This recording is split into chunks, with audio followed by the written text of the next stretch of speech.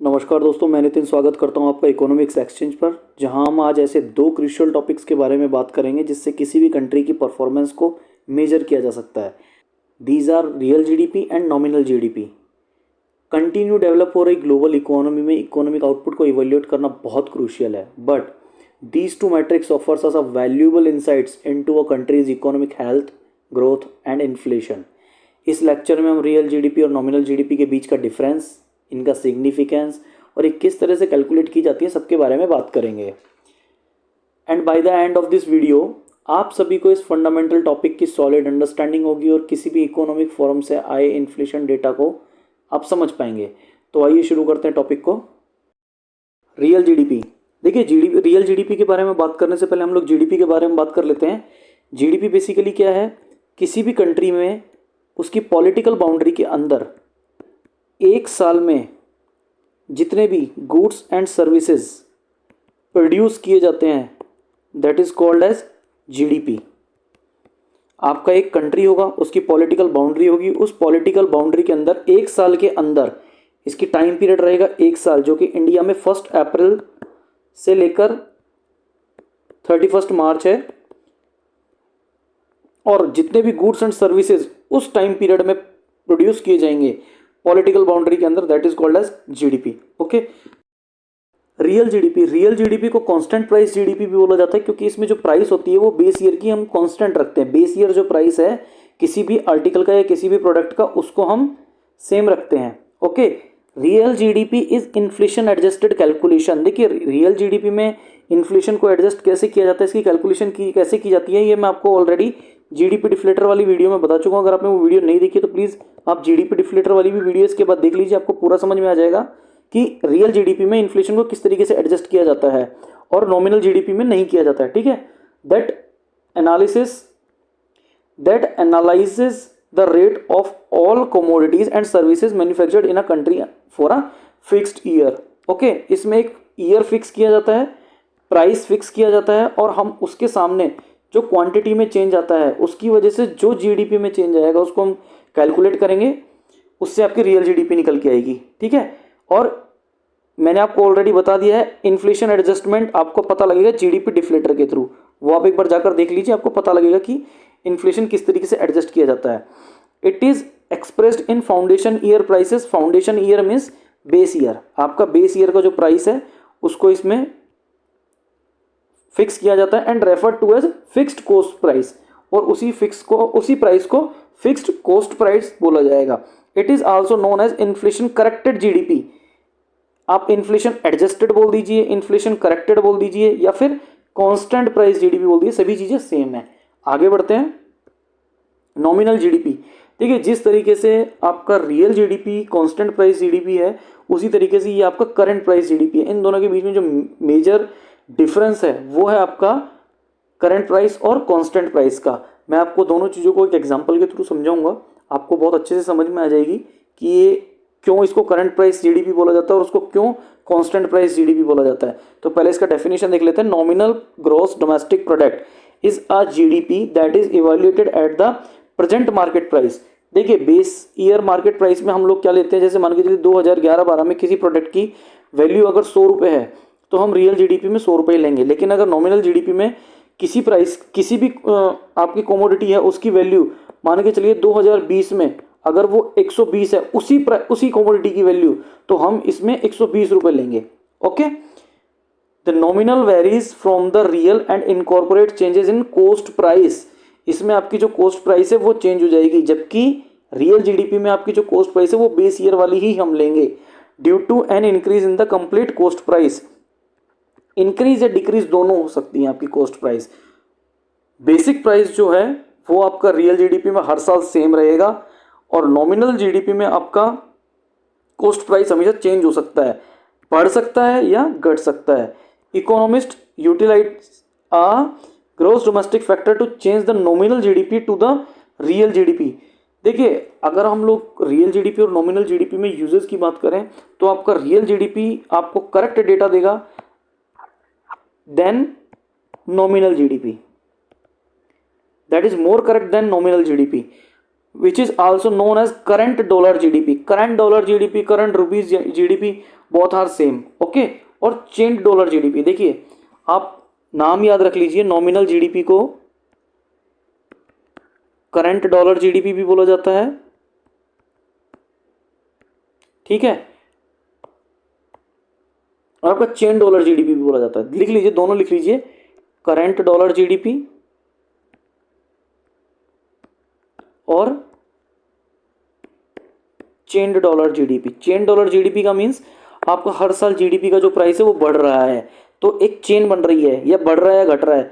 100 से 120 हुआ, 120 से 130 हुआ, हो सकता है 130 से किसी साल डिफ्लेशन हो तो 125 हो जाए, फिर 135 हो जाए। तो इस तरीके से एक चेन चलती है हर साल की, ठीक है। ये मान के चलिए 2011 हुआ, ये 2012 हुआ, ये 2013 हुआ, तो हर साल चेंज हो रहा है ये।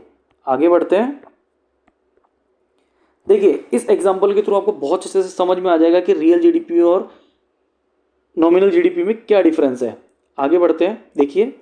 देखिए मान के चलिए एक आपके पास एक कंट्री है एक्स, इसमें केवल आपके दो प्रोडक्ट्स हैं, वही प्रोड्यूस होते हैं, तीसरा कोई प्रोडक्ट प्रोड्यूस नहीं होता, that is A and B, ठीक है।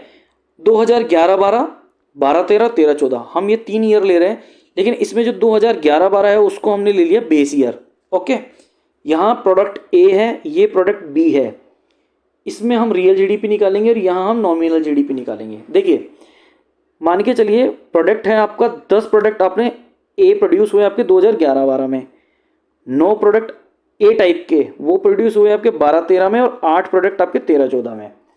और प्राइस जो है ए की वो 2011-12 में है 10।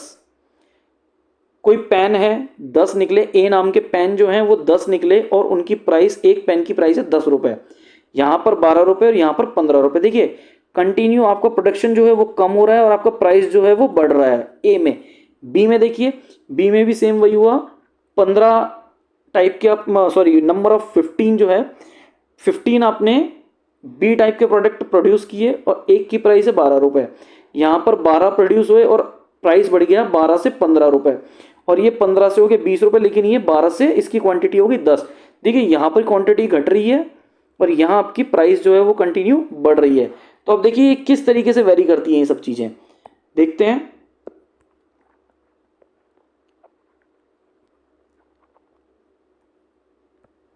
देखिए हम रियल जीडीपी निकालते हैं सबसे पहले ए टाइप के प्रोडक्ट की, या फिर हम पूरा का पूरा जो जीडीपी है इसी को निकाल लेते हैं, सॉरी दोनों ही निकलेंगे ये।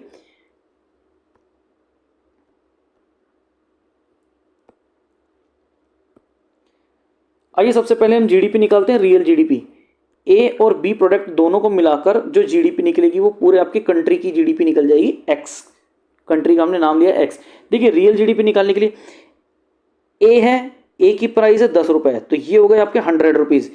10 प्रोडक्ट 10 रुपये एक की प्राइस, तो ये हो गए आपके 100 रुपीज़। और 15 बी टाइप के हैं और एक की प्राइस है 12 रुपये, तो ये हो गए आपके 180 रुपये। तो टोटल रियल जीडीपी 2012-13 11-12 की जो हुई वो हुई आपकी 280 रुपये। But nominal GDP 10 A type के, 10 और 15 जो है आपके बी टाइप के हैं, लेकिन 10 जो आपके ए टाइप के हैं उसकी एक की प्राइस है 10 रुपये, सेम यहाँ पर, ये भी सेम यहाँ पर। और 15 रुपये, 15 जो बी टाइप के पेन है या बी टाइप के जो प्रोडक्ट है उसकी एक की प्राइस है 12 रुपये। तो इस तरीके से आपकी 280 रुपये निकली आपकी नॉमिनल जीडीपी। अब यहाँ पर तो रियल जीडीपी और नॉमिनल जीडीपी सेम हो गया। जी हाँ बिल्कुल ये हो सकता है, देखिए आपका नॉमिनल जीडीपी और रियल जीडीपी ये सेम हो सकता है, लेकिन इसकी दो ही कंडीशंस हैं, या तो आपका बेस ईयर रहे दोनों पे, दोनों आपकी बेस ईयर पर कैलकुलेट हो रही हो, या फिर आपका इन्फ्लेशन का कोई इम्पैक्ट कंट्री पर ना रहे। इन्फ्लेशन हमेशा जीरो रहे, कांस्टेंट रहे, ना बढ़े ना घटे। बट ये पॉसिबल नहीं है, क्योंकि इन्फ्लेशन हमेशा घटती या बढ़ती कंटिन्यू रहेगी। अगर इन्फ्लेशन ज़्यादा हो गई है तो सेंट्रल बैंक उसके अकॉर्डिंग अपनी मॉनेटरी पॉलिसी को चेंज करेगा, अगर बढ़ रही है तो भी उसको चेंज करेगा, ठीक है। आगे बढ़ते हैं। 2012 में क्या हुआ, आपके प्रोडक्ट हो गए 10 से 9 और यहाँ 15 से 12, लेकिन प्राइस बढ़ गई, तो इसकी हम रियल जीडीपी निकालते हैं। लेकिन रियल जीडीपी में क्या होता है, आपकी जो प्राइस है वो कांस्टेंट होती है, तो रियल जीडीपी में हम प्राइस लेंगे बेस ईयर का, जो कांस्टेंट प्राइस है, हमेशा कांस्टेंट प्राइस ही ली जाएगी रियल जीडीपी में। तो 9 आर्टिकल हैं और 10 रुपये एक आर्टिकल का प्राइस है, ये हुआ आपका ए टाइप के प्रोडक्ट में। बी टाइप के प्रोडक्ट में यहाँ पे 15 से 12 हो गए, तो 12 आर्टिकल है, लेकिन प्राइस आपकी वही 12 रुपये ली जाएगी। तो ये कितने हुए आपके 90। तो ए टाइप के जो प्रोडक्ट है उनकी प्राइस हो गई और 144 रुपये हो गए आपके बी टाइप के प्रोडक्ट। तो आपका 234 जो आया आपका रियल जीडीपी आया। बट नॉमिनल जीडीपी में हमेशा करंट ईयर का प्राइस लिया जाता है, जो करंट प्राइस है वही लेते हैं। तो ये दोनों और ये दोनों, तो 12/9 108 और 12/15 180, तो 288 जो है आपकी वो आ गई आपकी नॉमिनल जीडीपी आ गई ईयर 2012 और 13 की। 13-14 में आपके फिर 9 से 8 हो गए, प्राइस 12 से 15 हो गई ए टाइप की, और ये 12 से 10 हो गए, प्राइस हो गई 15 से 20।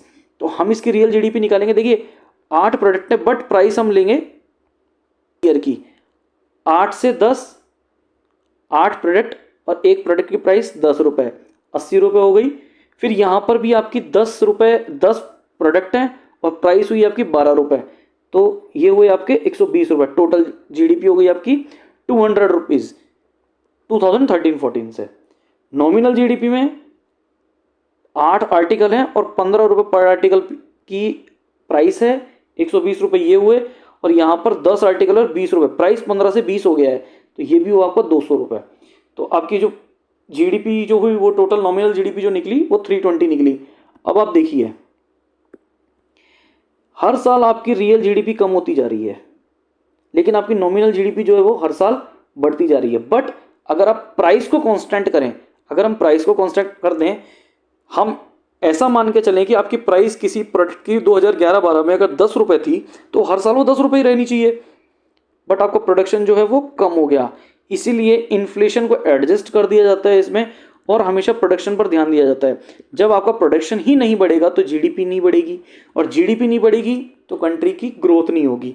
नॉमिनल जीडीपी में जो डेटा होता है वो आपका फिक्स नहीं होता है और ना ही वो एक्यूरेट होता है। बट हम रियल जीडीपी के थ्रू कंट्री की जो ग्रोथ है उसको अच्छे से मेज़र कर सकते हैं, अच्छे से उसको प्रिसाइजली मेजर किया जा सकता है। ठीक है, ये एक नीचे नोट है इसमें, real GDP is equals to nominal GDP if base year same. अगर ये बेस ईयर पे काम कर रहे हैं तो, क्योंकि देखिए यहाँ पर हुआ था आपका 280 रुपये, 280 रुपये बराबर आ गई, नॉमिनल जीडीपी और रियल जीडीपी आपकी बराबर हो गई। या फिर there is no impact of inflation, या फिर इन्फ्लेशन हो ही ना, बट ऐसा पॉसिबल नहीं है।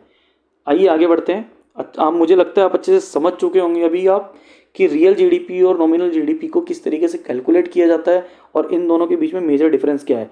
आगे बढ़ते हैं, इन दोनों के बीच का डिफरेंस हम देख लेते हैं एक बार टेबल के थ्रू कि क्या क्या इनमें डिफरेंस हो सकता है और क्या क्या इनके बेसिस ऑफ कंपैरिजंस हैं। देखिए मीनिंग, हमेशा करंट मार्केट प्राइस पर लिया जाएगा नॉमिनल जीडीपी को, और आपका pre determined base market price होता है उस पर लिया जाता है रियल जीडीपी को। यहाँ पर प्राइस कांस्टेंट है और यहाँ पर आपकी करंट है, ये घट या बढ़ सकती है बट ये कांस्टेंट रहेगी। अगर 10 रुपये किसी आर्टिकल की प्राइस 2011-12 जो कि बेस ईयर लिया गया, अगर वहाँ पर फिक्स हो गई तो ये हमेशा फिक्स ही बनी रहेगी। इफेक्ट ऑफ इन्फ्लेशन, देखिए नॉमिनल जीडीपी में इन्फ्लेशन को कैलकुलेट नहीं किया जा सकता, बट रियल जीडीपी में इन्फ्लेशन एडजस्ट होती है। इन्फ्लेशन का वहाँ पर डेटा रखा जाता है कि कितना इन्फ्लेशन उसी, और रियल जीडीपी की वजह से ही हम लोग, जीडीपी के थ्रू ही हम लोग इन्फ्लेशन को बता सकते हैं कि किसी कंट्री में कितना इन्फ्लेशन रेट बढ़ रहा है। ठीक है, expressed in current market price, और ये होता है आपका base market price. Value of GDP is much higher since current market changes are taken into effect.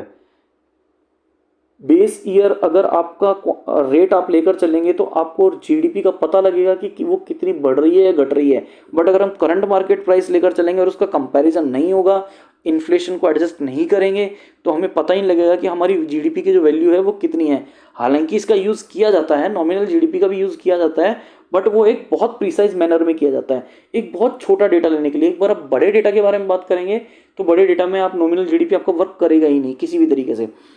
आगे आएगा इसका, is much lower since market price of the base year taken into consideration. देखिए आपको बताता हूं मैं, जैसा यहां पे हुआ था कि 200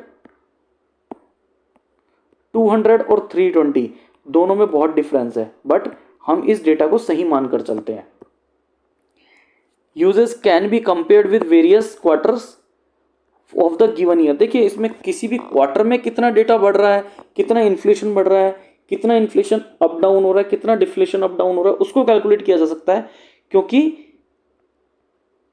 जो आपका इन्फ्लेशन है वो बहुत जल्दी ना तो घटता है ना बढ़ता है, उसको एक टाइम चाहिए, एक पीरियड ऑफ टाइम जो होता है वो एक पर्टिकुलर टाइम के बाद ही वेरी करता है। उस बहुत आप छोटे स्पैन में, टाइम स्पैन में आप इन्फ्लेशन कितना वेरी हो रहा है उसका पता नहीं कर सकते हैं, ठीक है। कैन बी कंपेयर्ड विद 2 और मोर फाइनेंशियल ईयर। ऑब्वियसली जब आपके ज़्यादा से ज़्यादा साल होंगे, अब हम मान के चले, ऐसा मान के चलते कि 1900 या फिर 2005 में जो गोल्ड था आपका वो था 6,000 रुपीज़ पर तोला, ठीक है। 10 ग्राम्स का जो रेट था वो था आपका 6,000 रुपीज़, बट 2023 अक्टूबर में ये आ गया आपका 61,000। तो अगर हम 18 साल का स्पैन लेकर चलेंगे तो यहाँ आपको पता लगेगा कि जो आपकी इन्फ्लेशन है वो 10 टाइम्स हो गई है, ऑलमोस्ट 10 टाइम्स आपकी इन्फ्लेशन बढ़ चुकी है। तो इस तरीके से हम रियल जीडीपी में ही इसको कैलकुलेट कर सकते हैं, नॉमिनल जीडीपी में इसको कैलकुलेट नहीं किया जा सकता। जैसे मान के चलिए जनवरी 2023 में आपका जो गोल्ड था वो था लगभग 60,000 और अक्टूबर लगभग 3 क्वार्टर्स निकल चुके हैं, ठीक है। 3 क्वार्टर्स में अगर हम देखें तो अभी आपका है 61,000। तो बहुत माइनर सा इन्फ्लेशन में डिफरेंस आया 1,000 रुपये का। अगर आप इसको 60 के हिसाब से अगर चेक करेंगे तो आपको समझ में आएगा कि बहुत माइनर सा डिफरेंस है। 5/3 1 पॉइंट कुछ % का अप डाउन हुआ है। तो आरबीआई इतना तो लेकर चलती कि भाई हमको +4 - 2 पर इन्फ्लेशन को रखना है, तो +-2 भी वेरी किया जा सकता है, वेरी हो सकता है, सॉरी +-2 तक वेरी हो सकता है। तो इन सभी चीज़ों को कंसीडर करते हुए हम लोग जो हमारी जीडीपी निकालते हैं निकाला जाता है रियल जीडीपी पर, ओके। और economic growth from nominal GDP, economic growth can't be analysed easily, क्योंकि वो बहुत छोटे टाइम स्पेन के लिए होता है। बहुत छोटे टाइम स्पेन में आपको पता ही नहीं लगेगा कि कितनी ग्रोथ हो गई है और कितनी ग्रोथ नहीं हुई है, या फिर हमारी जीडीपी कितनी आगे बढ़ गई है। Real GDP is good indicator of the economic growth. तो इन सभी पॉइंट से मुझे ऐसा लगता है कि आप लोग बहुत अच्छे से समझ चुके होंगे कि रियल जीडीपी और नॉमिनल जीडीपी में डिफरेंस क्या है, दोनों के सिग्निफिकेंस क्या है और इनको किस तरीके से कैलकुलेट किया जाता है और nominal. So thanks for watching us.